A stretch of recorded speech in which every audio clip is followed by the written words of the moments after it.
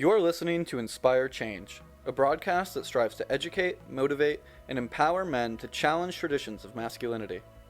To guide us through the intricacies and intersections of emotions, relationships, and male identity is renowned psychologist, author, and speaker Gunter Swoboda. This is Inspire Change. Before I begin the actual podcast, I would like to respectfully acknowledge the Gadigal people of the Eora Nation, who are the traditional custodians of the land on which I work. I would also like to pay my respects to their elders past and present. Welcome everybody to another episode of Inspire Change with Gunter. Let me digress from the series of podcasts that I've been doing lately because I've hit another, what I consider to be a very, very important point. I've spoken about this topic before, but over the weekend, reading, media, catching up with news, taking a look at what's, on the news, basically, I ran across another article that was headed, "Children's Mental Health is Worsening." So here we have another article on an issue that not only won't go away, but as we're told is getting worse. Despite the millions of dollars injected into the system, that seems to have made no difference. Now, I'd be wondering, as a business person or as a politician, where's my return on investment? And so the first issue that I think needs to be raised is that if we're trying to simplify, one, the problem, and secondly, the solution to the problem, we're going to keep getting the same headline. It's not going to change. So in this episode, I want to deep dive into the problem a bit more, and I know it's going to be a topic that's going to raise certain eyes. People are going to react to it, but I think that we need to be honest with ourselves in our community about what we're going to do about this problem. Now, front up, I'm going to make it very clear that I'm not a conservative thinker. I'm fundamentally a progressive in my thinking. So I do not hail back to, the wonderful eras of, pre-1960 and so on, and how life was simpler. But I'm also a realist in that I know there were certain things that actually had some merit. Okay? And I'm going to get to that. So, as the mental health of children is a growing concern, not just in Australia or the United States or the UK, but globally, we need to examine what are the factors that are contributing to this perceived decline in some areas. And let me make a point here. It's not just perceived. It's real. So what I've done is I've compiled a number of the key factors as I see it, illustrating how and why mental health might be worsening in children. So, let's get started. What's the first one that I put on my list? Well, without making too big a fuss about it, the first item on the agenda is changes in family dynamics. Now, part of that is we have to acknowledge that in the last 35 to 40 years, the economic demands on families have increased significantly.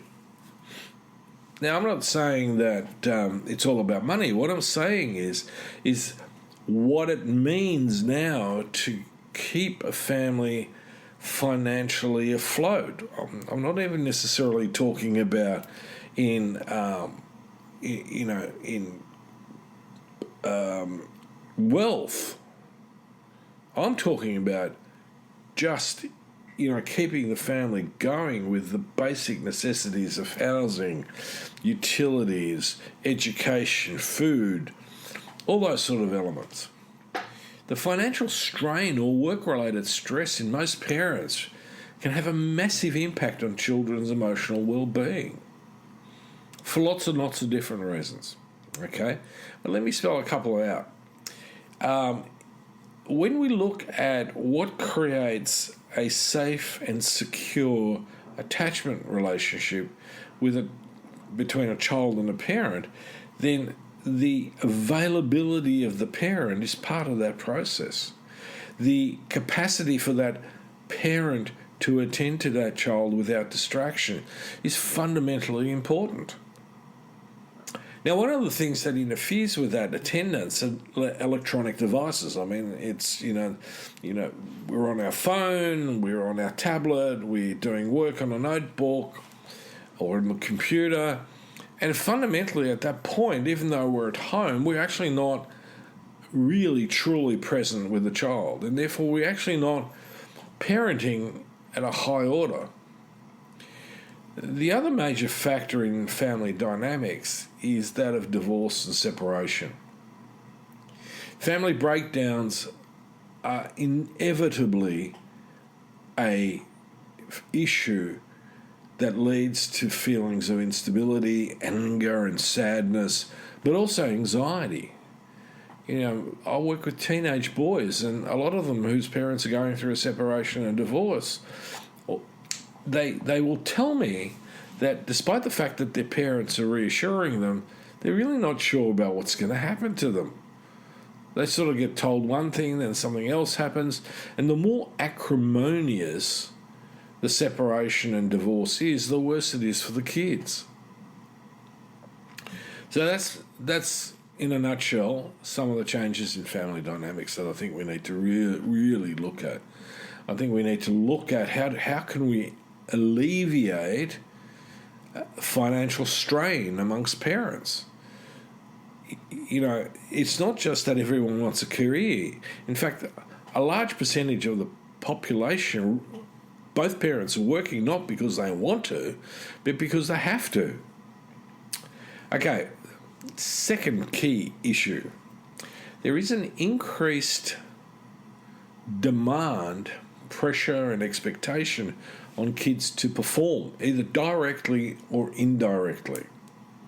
And this is certainly the case in certain cultures, like the tiger bub, and it's also in certain educational systems like private schools.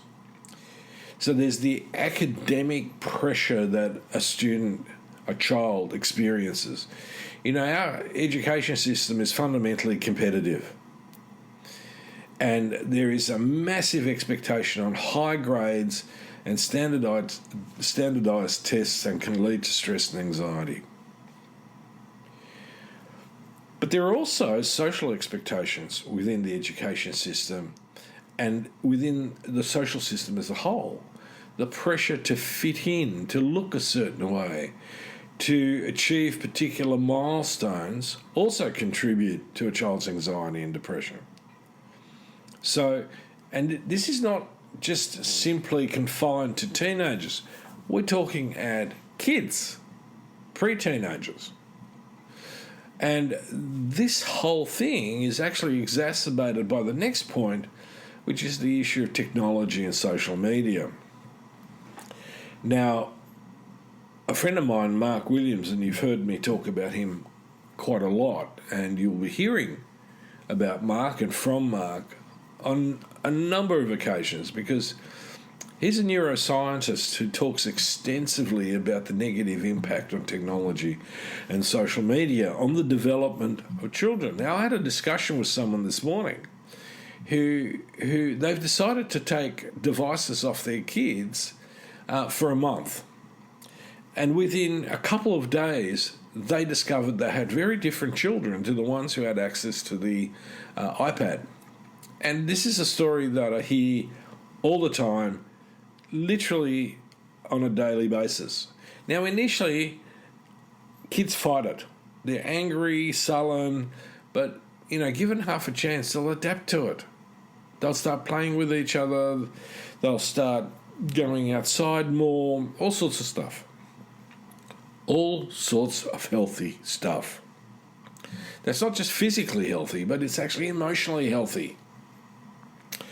Now, one of the things that technology and social media has so adequately provided us, and especially the bully, is a 24/7 platform to keep bullying the kid that you've been bullying at school.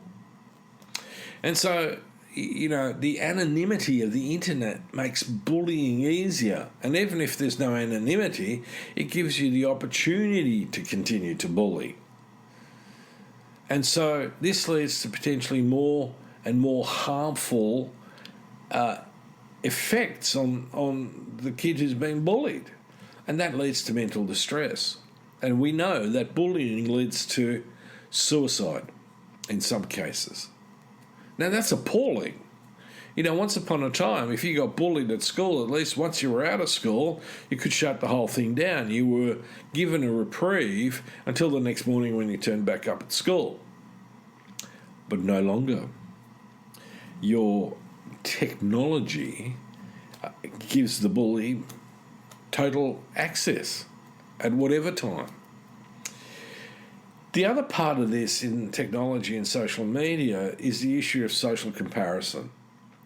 We have this constant exposure to other people's curated lives on social media that often looks so much better than the life that we've got. And that leads to feelings of inadequacy and low self-esteem. We have, we suffer affluenza, as Alain de Botton coined the phrase. We need more, want more, just to feel like we're okay, we're normal. And this is seriously nuts. It's seriously toxic.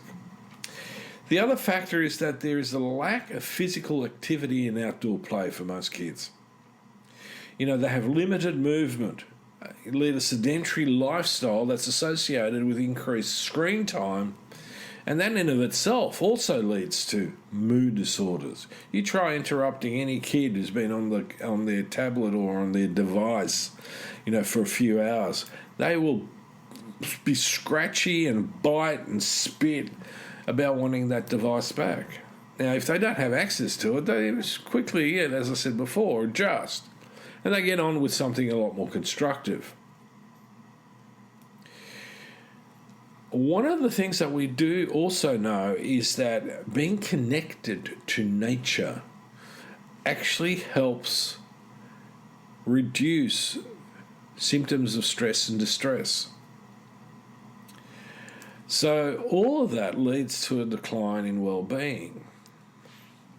Now, the other issue that we do have, and that's systemic, is that we lack adequate access to mental health services. Despite what I was saying earlier on, that millions of dollars have gone into it, I know that in my own case, there are times when I have a 3-month waiting list, and I try to make it as quick as possible.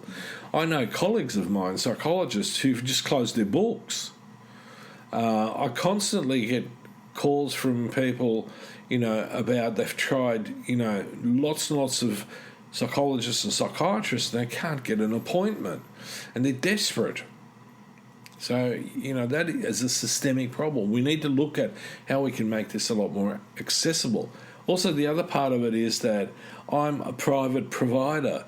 Not everyone can, basically afford my services. And, even though we try to, essentially accommodate some people, it gets tough. The other thing that's weighing on a lot of kids is the whole issue about global crises and uncertainty. We've come through COVID-19 and the restrictions that were related to that.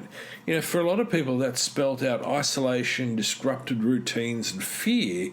And again, all of this, if that's coming through the adult, impacts on children. But children on their own will experience the impact of that. And the other thing, and this is the thing that really ultimately grates on me, is that we have climate anxiety. Because we've got a large group of people globally who keep trying to undermine the science and lie about it. In the meantime, people are sweating their asses off at the moment in Europe with never-to-before experienced temperatures. And so part of that is that kids are growing up with a question mark about whether they can trust the people who are running the system. So their parents might be reassuring, but when they look at the culture as a whole, they've discovered that politicians, corporate leaders and so on lie, and that they're extremely slow to act. Now, I'm not making this up, but my assessment is that if we don't get this together, we are on an extinction train. Maybe in 150 to 200 years, there will be no current civilization, human civilization. Either human beings are completely gone, and the planet's probably going to be very thankful for this because we know how it recuperates, but we're gone.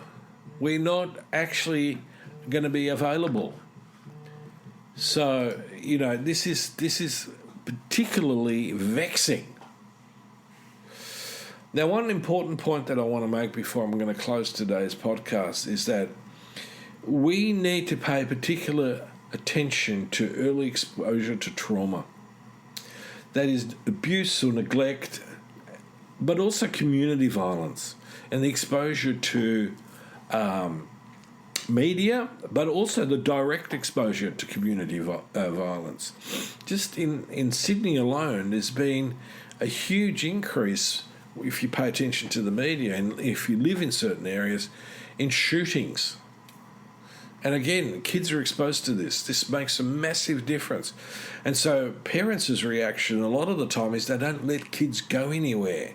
They sort of, they have to micromanage them, or they feel they have to micromanage them and helicopter them everywhere.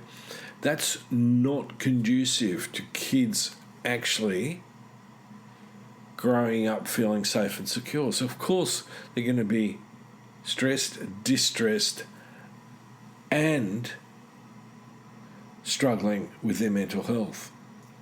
So please give this some serious thought. I'm going to make the next podcast a follow-on from this because there's been an interesting new study that essentially talks about a very simple thing that we can put into place that's going to actually have a massive impact on a lot of kids. So until next time, this is me signing off. Think about what we talked about and then inspire change in yourself and others. Thank you for listening to Inspire Change, a broadcast that strives to educate, motivate, and empower men to challenge traditions of masculinity. For more information on the Making Good Men Great movement, or for individual or group coaching sessions with Gunter, visit makinggoodmengreat.com. For inquiries regarding broadcast topics or appearing on the show, email Miranda@noirtainment.com. That's Miranda at NOIRTAINMENT.com.